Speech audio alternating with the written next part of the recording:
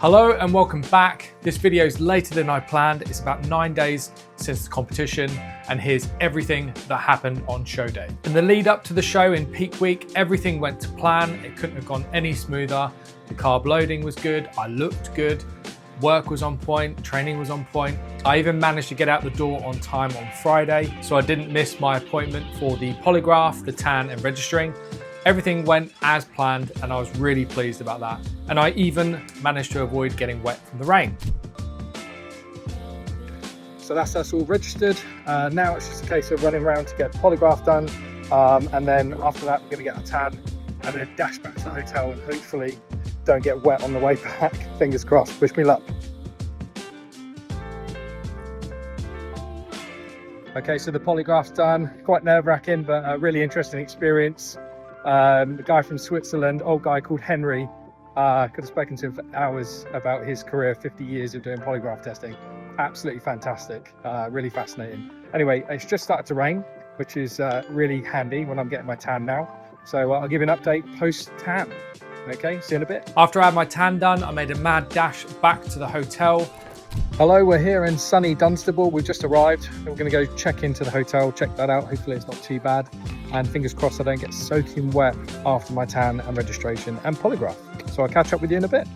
Where I pretty much held up for the rest of the day and evening. I got my food ready, I got all my kit ready for the next day, and just basically relaxed.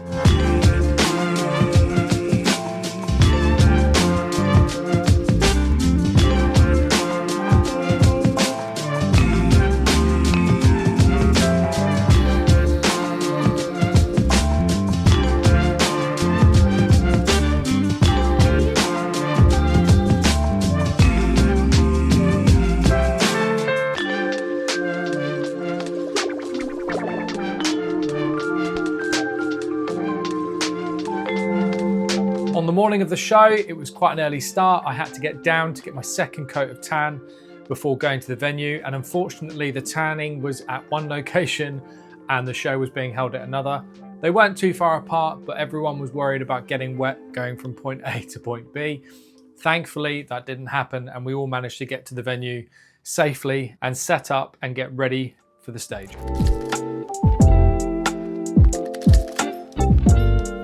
Unfortunately, it was at this point when I realized I wasn't looking my best and my conditioning wasn't where it should have been. I'd basically undercarbed for the show, so I was looking slightly flatter and I was holding a bit of water from stress, something that had been plaguing me through the entire prep. So I wasn't looking my best on the day. And on top of that, I basically left some of my cutlery in the car, which meant I couldn't put jam on my rice cakes, couldn't eat the carbs. So I was massively undercarbed going onto the stage, which meant when I went backstage to pump up, I had zero pump. I hadn't glycogen loaded enough. I hadn't had enough backstage. So I was trying to pump up and nothing was happening, which was really quite nerve-wracking and frustrating and disappointing.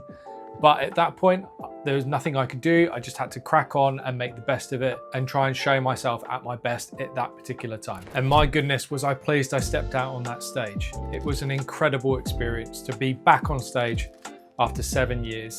And the WNBF is an amazing organization. From start to finish, it was so smooth and it made the whole experience really enjoyable, especially for me coming back after such a prolonged break. So I knew my conditioning wasn't there when I was on the stage, but it didn't stop me from giving it my all. I gave my best routine possible with the posing, and I held my own, hopefully, against some of the incredible athletes that I stepped on stage with that looked absolutely phenomenal and set such a high bar for everyone. Unfortunately, I was at the show on my own. My wife had to stay at home with the children, so there was no way in me finding out on the day how I looked on the stage. There was no one there to take any pictures or footage of me, so I really had to guess how I looked and hoped it was okay against these incredible athletes next to me. After about 7 days, I got the shots back, the professional photographs from the event. They looked fantastic. Everyone looked incredible on the stage, and I'm really happy with the conditioning that I did manage to achieve within the short time frame that I had, juggling everything. And given that I'd had a 7-year absence from bodybuilding and from conditioning and from getting onto a stage in the first place. So I'm really pleased with what I managed to achieve, despite me not being in the best possible position to do well enough to get a placing on the show. I was fortunate enough to get some feedback from one of the judges that again confirmed my thoughts. I wasn't conditioned enough and my posing needed work. So those two things are definitely what I'm going to change and adapt and make sure I nail next year. So I just want to say a massive thank you to everyone that's subscribed to my channel, watched my videos, left a comment and sent me a message supporting me along this journey. I really appreciate it and it's made a massive difference to me in my journey. So what started as a bit of an itch to get back into bodybuilding is now reignited the entire fireplace. I'm fueled, I'm focused, and I can't wait to get back on that stage next year. And I'm going to be vlogging my journey as I go back to the stage when I start prepping early next year. Until then, on the channel, please make sure to like and subscribe, where I'm going to be dropping way more info, videos on nutrition, fat loss, muscle gain, exercises, you name it. Let me know what you're interested in seeing and I'll be doing more content on it right here. And thank you so much.